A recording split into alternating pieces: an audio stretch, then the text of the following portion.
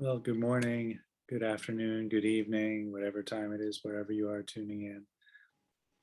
Thank you so much for joining me and for checking out this very brief introductory video on awakened living, which is a 12-week online meditation program, which I'm offering.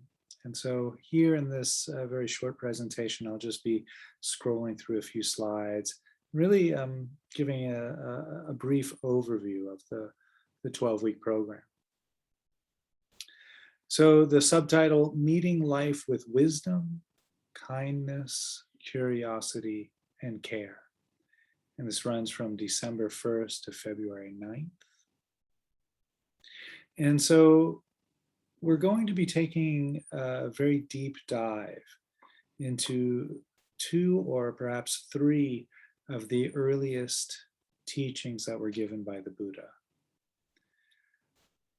Now, I mentioned that, but I also would like to mention that it's offered in a completely secular way. And I've taken the liberty to change some of the words so that the offerings don't reflect a belief system, a structure that we have to buy into. But these practices and teachings are made available for people of all walks of life, of any religious background, or atheism or agnosticism. But the foundation for the 12-week program is derived from two or three of the earliest Buddhist discourses. So we're really learning to meet life with wisdom, kindness, curiosity, and care. So what does that entail? So this course, Awakened Living, let me move this here if I can. This course, Awakened Living, the target is suffering and the end of suffering. And this comes right from a famous quote from the Buddha. He was asked by a wandering mendicant, what is it that you're teaching?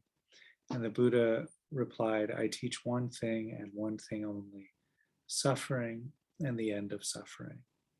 And so it's in that spirit that we'll be looking at these discourses and also drawing from many, many other teachers as well.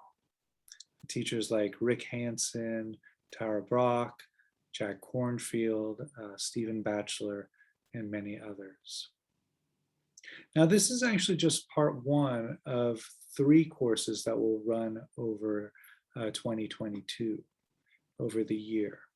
And if you have a Buddhist background, you might recognize these. The first one, Suffering and the End of Suffering.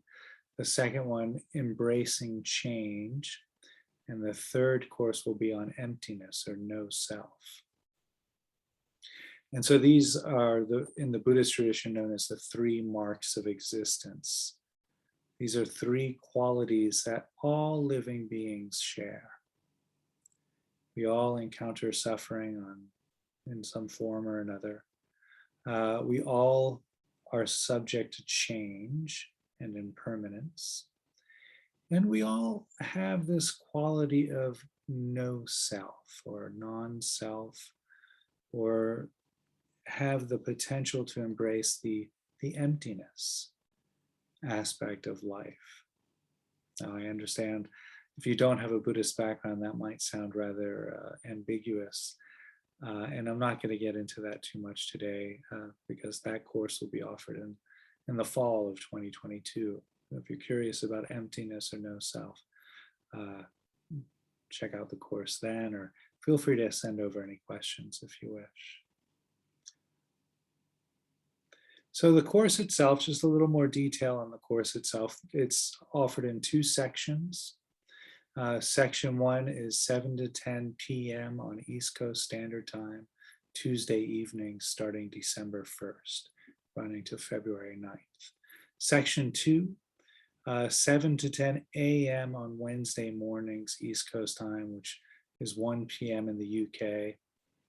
And so that section is designed to cater to people in Europe, or if there are people in the East Coast who have an early morning.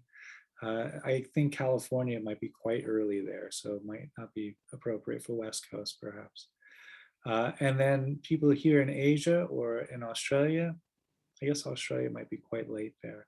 But here in Australia, here in Asia, if people like an evening course, that would be the one to sign up for, section 2. So we meet once a week for 12 weeks. And then the course is also invited to break out in study pods. So the participants will be given study pods that will be the size of 3 or 4 people each. And you break out in study groups at some point over the week to really go over the material and kind of hash it out and bounce these ideas off of each other, which is a great way of learning this material. So one of the texts that we will be looking at is the Four Noble Truths. And so here I'm presenting the Four Noble Truths as they're generally presented in most of the Buddhist traditions. Life contains suffering, or dukkha. And I'm going to talk a little bit about dukkha. Perhaps, I'm not sure if I'll do that in this presentation or not. But let's just say that dukkha is a very problematic word to translate. And it doesn't exactly translate as suffering. Some teachers like to call it the argument with the inarguable aspects of life. I really like that. The origin of suffering is craving. The end of suffering is the end of craving. And then we cultivate a path, which is known as the eightfold path, really shorthand for bringing mindfulness to all aspects of life. And so, and if you're a Buddhist or you belong to a Buddhist group, you're generally asked to believe in these as kind of a metaphysical truth claims. And that can be nice. It's nice to have these beliefs that kind of explain why we suffer and perhaps a couple of ways that we might work with that. But there's no practice here. There's no suggestion of a practice. It's just something we believe in. So over the 12-week course, we'll be taking a deep dive into many, many different practices in how we can bring these noble truths to life. And so here I've kind of suggested something around that. So in the first discourse that was given by the Buddha, which is known as the teaching which set the Dharma wheel in motion, or the wheel of the Dharma in motion. At the conclusion of that discourse, one of the students stood up, Kadanya, and he exclaimed, "Whatever arises ceases." The Buddha basically said, yeah, you're awake.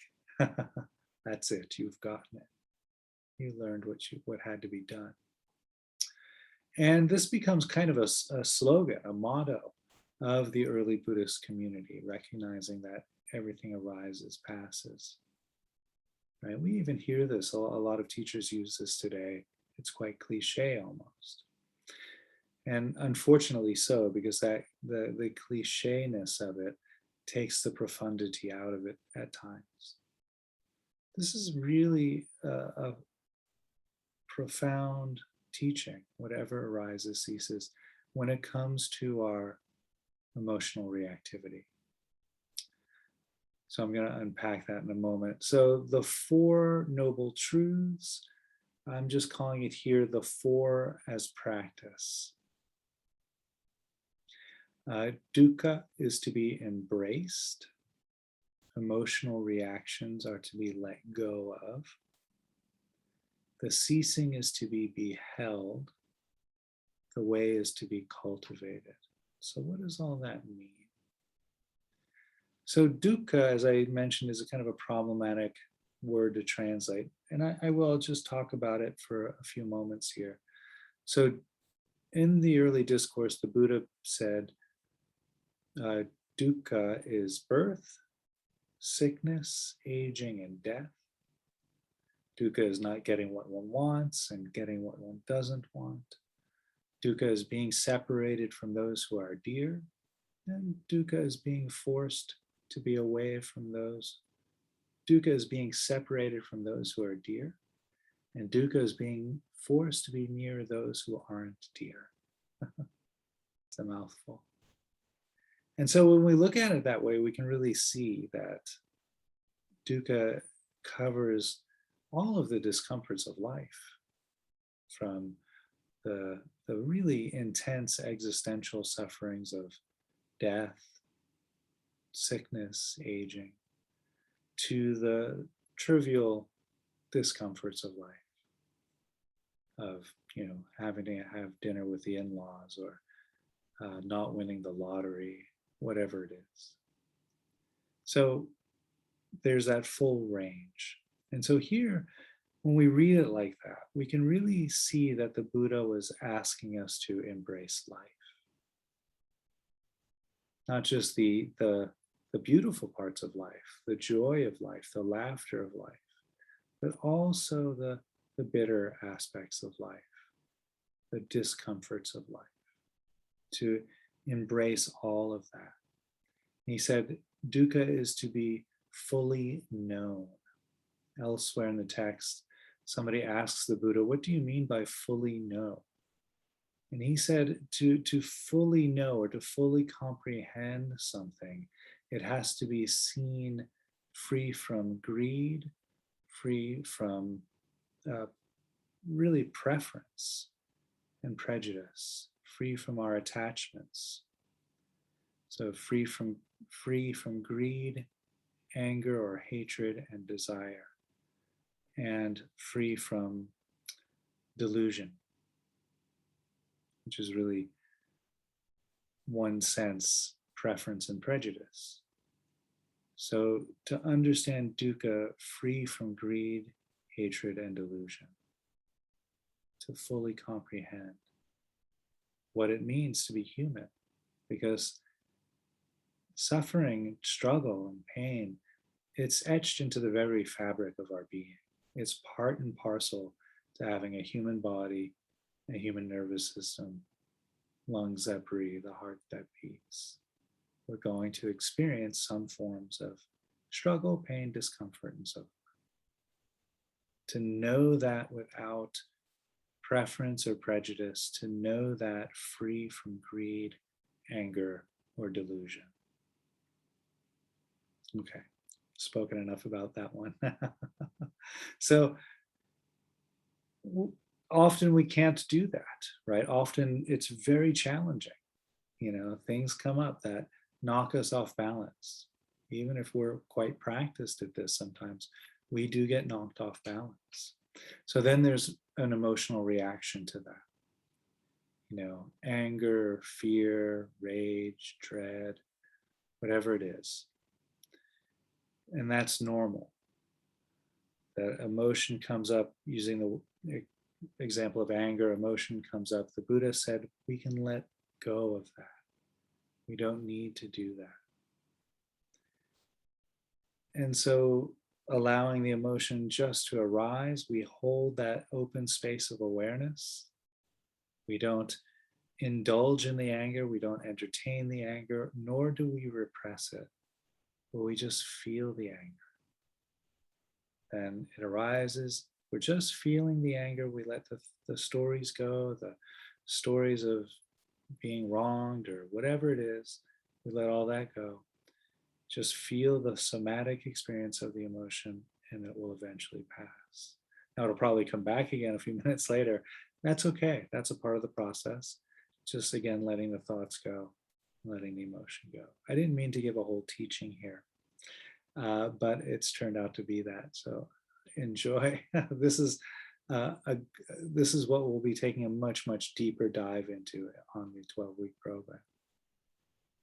So then we behold that ceasing, we really learn, we marinate in what it feels like when we don't indulge in our reactivity, because it feels good, it feels really, really good. And so we marinate in that, we soak in it.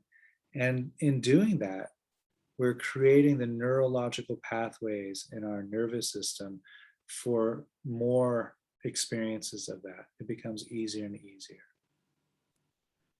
And then we cultivate a way of life which allows that to happen more frequently, more easily, going on meditation retreats, studying, reading, practicing meditation and mindfulness. Okay. So this was the Buddha in the first discourse. He basically said he didn't basically say, this is what is written in the discourse. Such is dukkha, it can be fully known. It has been fully known. Such is samudaya, the arising of our reactivity. It can be let go of. It has been let go of. Such is nirodha, the ceasing of our reactivity. It has been experienced. It can be experienced. It has been experienced.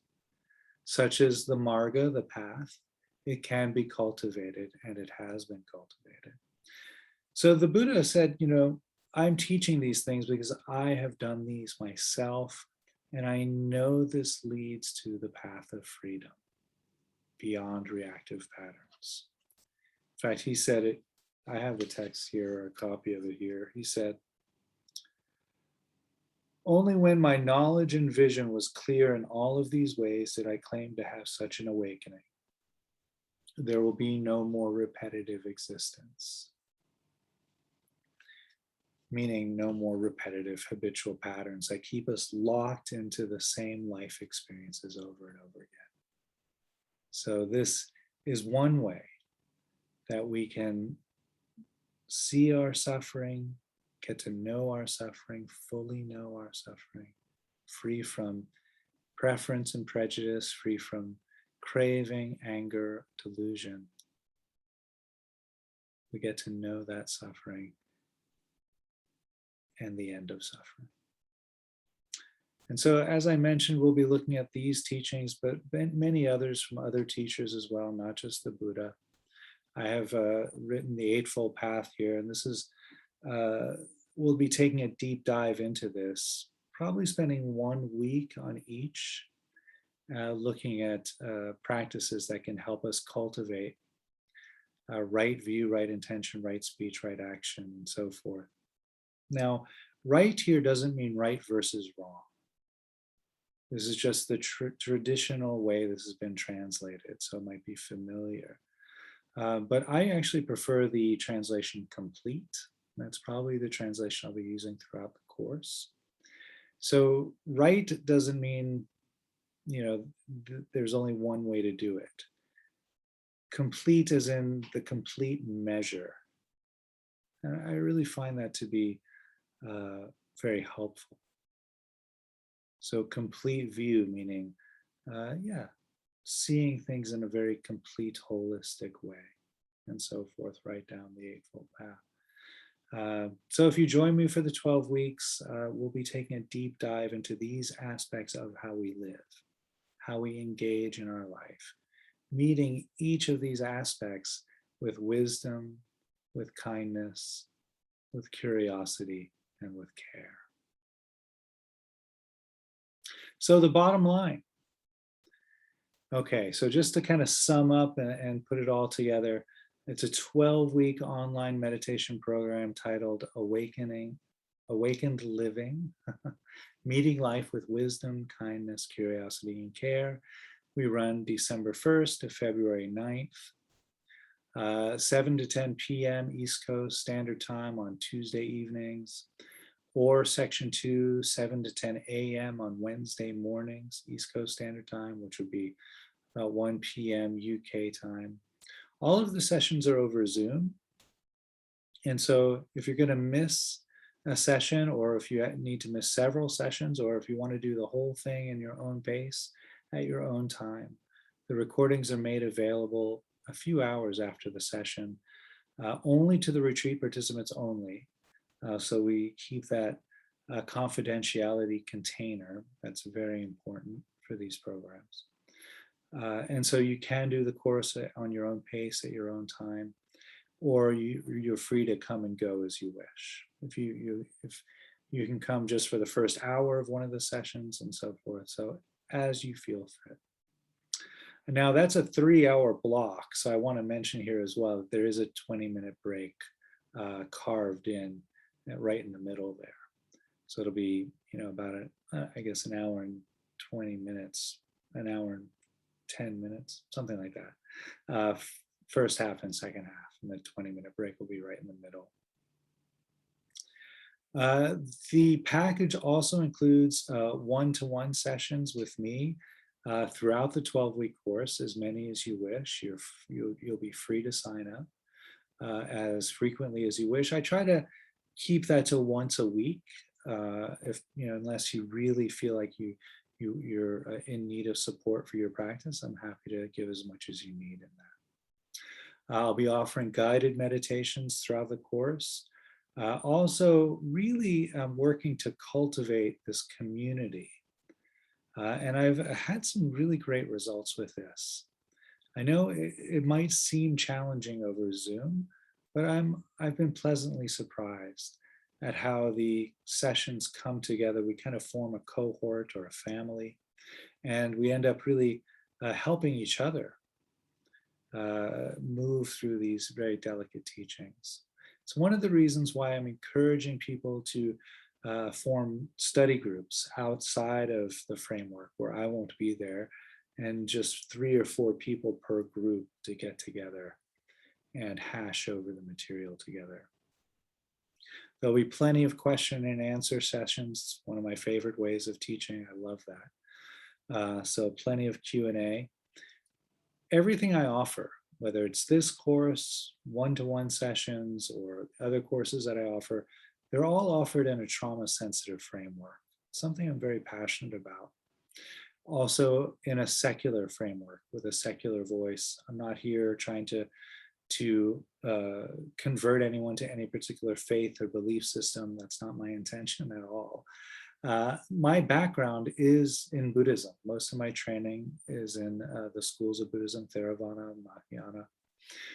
But these teachings are given so that anyone from any walk of life can enjoy them and receive great benefit. To register, email me through my website, suchsweetthunder.org. You can also find out more about the retreat there if you have some other questions, or email me the questions. You're welcome to do that.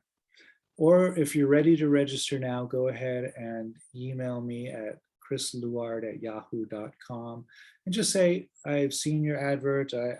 Just say I'm interested to sign up for the retreat. I'll send you an invoice, and once the invoice is paid, you'll be registered for the program. Okay, that went on much longer than I thought it would. I didn't intend to do any teaching, but that's how it goes. I hope you enjoy that. And I'll ring the bell to close out this session.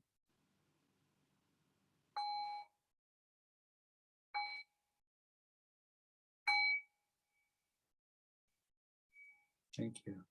See you on the retreat.